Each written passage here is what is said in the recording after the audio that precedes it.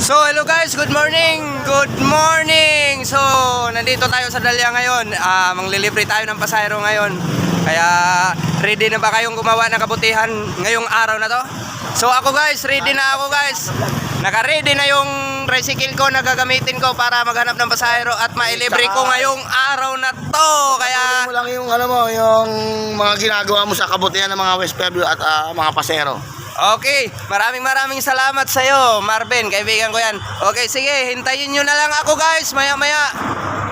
Ayun te, good morning sa inyo. So anong masasabi nyo sa Samuel Saga na kayo po ay nililibre ng pamasahe ngayong araw na to? Maraming salamat sa kanya po. Kasi nilibre niya kami. First time namin nalibre.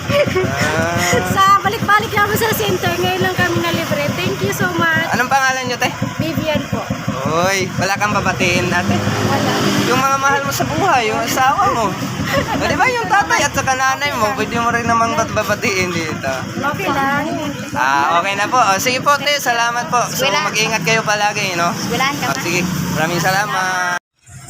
So, ayun guys, muli na naman tayong nakapaglibre ng pasahero ngayong araw na to. Kaya, hintayin nyo lang ako palagi dito sa West Fairview, Quezon City. At baka isa po kayo na mailibre ko ngayong araw na to.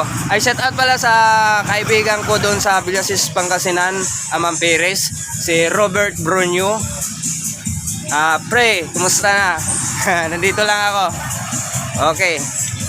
Hanggang dito na lang yung video ko. Panoorin nyo na lang. Paki-follow, like, and share na lang sa video ko ha. Okay.